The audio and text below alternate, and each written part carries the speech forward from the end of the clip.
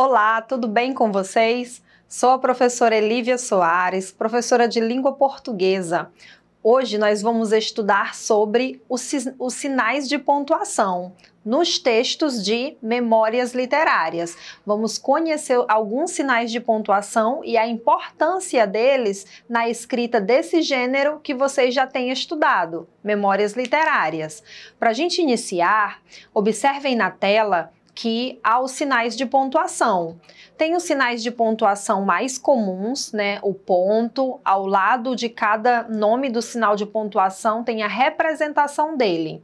A vírgula, a interrogação, a exclamação.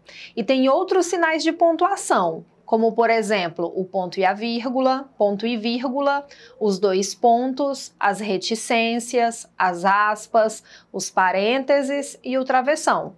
Vamos falar sobre alguns, exemplificando nos fragmentos de um texto de memórias literárias, né? O texto da aluna Raíssa Damares Fontes de Araújo, né? Ela produziu com base na entrevista feita com o senhor Josival Simplício da Costa, na cidade de José da Penha, no estado do Rio Grande do Norte. Então nós vamos ler trechos desse texto de memórias literárias e dentro desses trechos estão sendo usados alguns sinais de pontuação. E aí nós vamos verificando qual a importância deles e por que eles foram usados.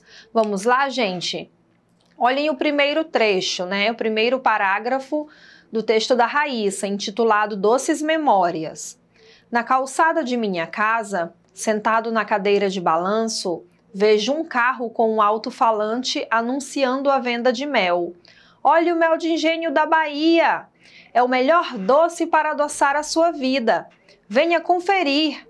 Ouvir isso me fez voltar ao passado, à minha infância. Ah, que saudades! Gente, vocês observaram que nesse trecho que eu li, nesse parágrafo, tem a repetição, a predominância de um sinal de pontuação, que é o ponto de exclamação. E o que é o ponto de exclamação? Por que ele foi utilizado? Olhem só, gente, o ponto de exclamação é utilizado para exclamar. Assim, é colocado em frases que denotam sentimentos como surpresa, desejo, susto, ordem, entusiasmo, espanto, entre outras emoções, entre outros sentimentos. O ponto de exclamação, ele é utilizado na escrita para mostrar que há mais euforia na fala de um determinado personagem, na fala do narrador. Então, olhem só, gente, quando ele diz, olha o mel de engenho da Bahia, ele está exclamando, né, entusiasmado para que venda o mel, né? Logo, é importante, é fundamental que se use o ponto de exclamação, porque sem o ponto de exclamação, o leitor não entende que esse vendedor está falando de maneira entusiasmada. Se fosse apenas um ponto, não teria emoção, não expressaria emoção nem sentimento nenhum.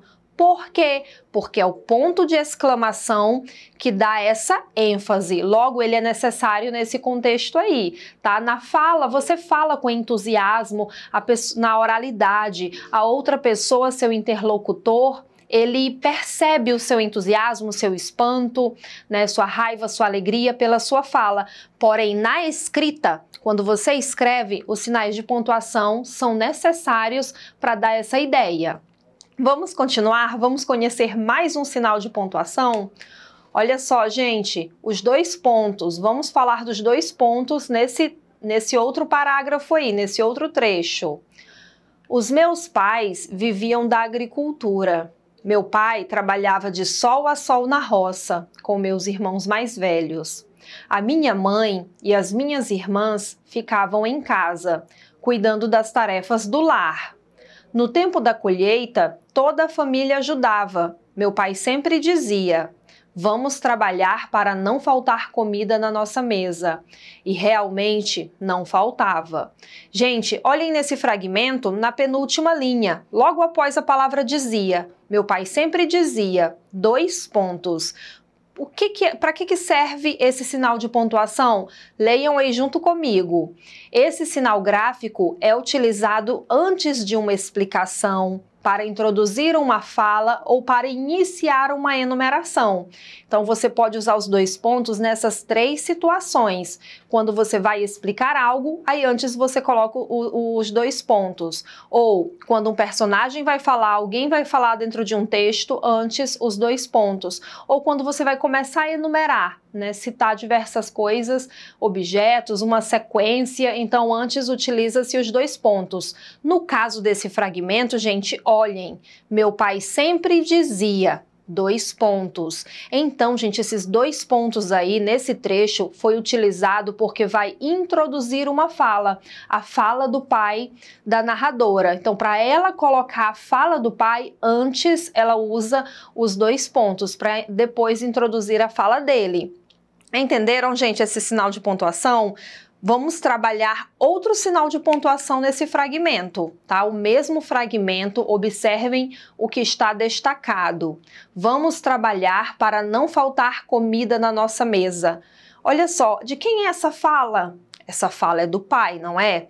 Vejam que essa fala, esse trecho, essa frase está entre aspas, né? Esse sinal aí na parte superior, né, que fica acima da linha, é chamado de aspas, tá? O uso das aspas é utilizado para enfatizar palavras ou expressões, bem como é usada para delimitar citações de obras e é empregada nos discursos diretos para enfatizar algo no texto. Gente, você pode usar as aspas para diversas situações, como eu acabei de ler para vocês.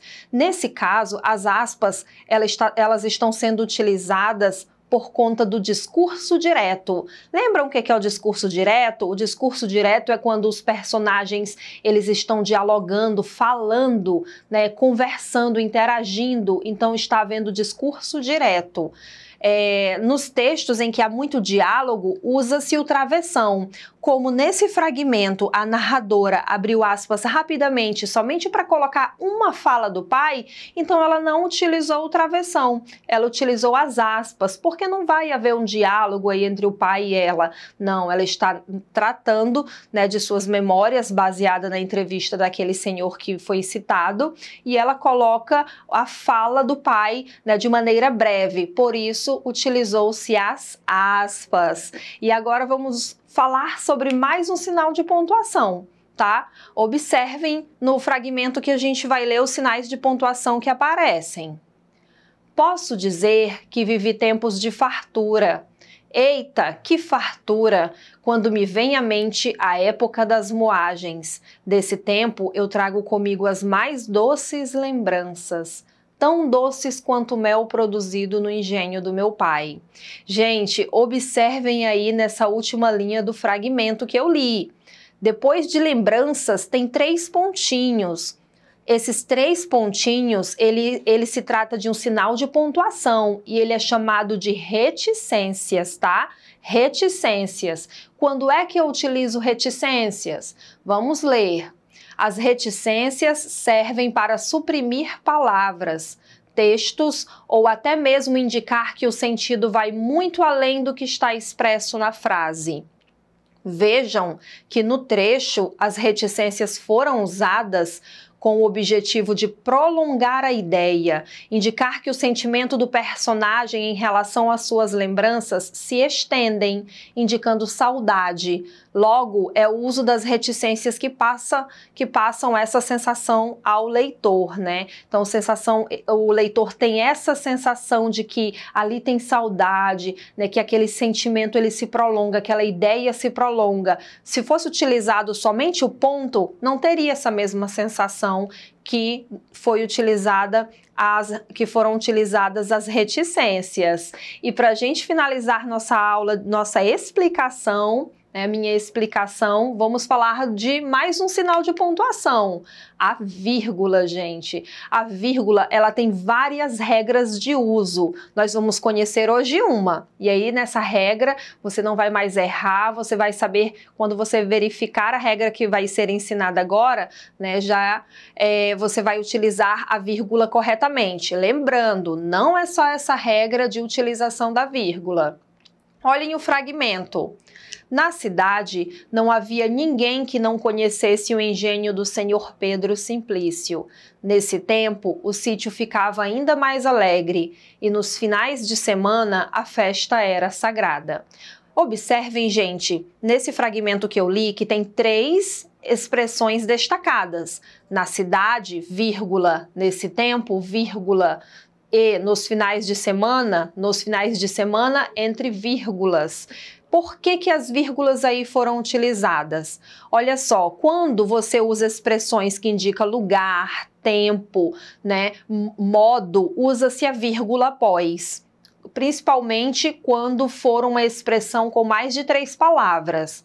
Aí ela será obrigatória. Olhem só, gente, na cidade, vírgula, na cidade é uma expressão, é uma locução que tem a circunstância de lugar. Então, após essa expressão, essa circunstância de lugar, vírgula. Na outra expressão, nesse tempo, olha, nesse tempo é uma expressão que traz a circunstância de tempo, então logo após ela, vírgula. E a última, nos finais de semana. Nos finais de semana é uma expressão, uma circunstância que indica tempo, então logo após a circunstância de tempo, de lugar, de modo, usa-se a vírgula, tá bom? E para a gente finalizar nossa aula, vamos responder essas 2 questões sobre o que estudamos hoje. Vamos lá? Questão 1. Coloque a vírgula de acordo com a regra que estudamos. Letra A. Nos dias de primavera, eu sempre saía para colher flores. Como estudamos, a vírgula vai ficar após a expressão de tempo, nos dias de primavera. Letra B. Às 7 da manhã, estava na escola. Gente, qual a circunstância aí de tempo? Às 7 da manhã, então após a circunstância de tempo, vírgula. Letra C. Na sacada da casa do sítio, eu olhava meu pai colhendo frutas. Qual é a expressão que indica lugar? Na sacada da casa do sítio. Então, após essa expressão que indica lugar, vírgula. Tá bom? Então, vamos agora à questão 2. Nas frases abaixo, há um sinal de pontuação incorreto. Indique. Nós temos aí 2 alternativas que estarão incorretas. Vamos à letra A. Vou comprar agora mesmo. 2 pontos. Aí ele começa a citar protetor solar, água e fruta. Mas observem, gente, que depois de protetor solar tem ponto e vírgula. Não é ponto e vírgula, é somente a vírgula para separar itens. Então, a letra A está incorreta. Assim como a letra B. Observem, que susto, para indicar espanto, susto, alguma emoção. Qual é o sinal de pontuação que se deve usar? O ponto de exclamação. Logo, a letra B também está incorreta. Essa foi a nossa aula de hoje sobre os sinais de pontuação que você não utiliza na oralidade, porque aí você tem sua entonação, suas expressões faciais, porém é necessário utilizar na escrita para revelar realmente aquilo que você deseja alcançar no seu texto, tá bom? Obrigada, assistam a esta aula novamente. Acessem o portal Eduque Acre. Obrigada.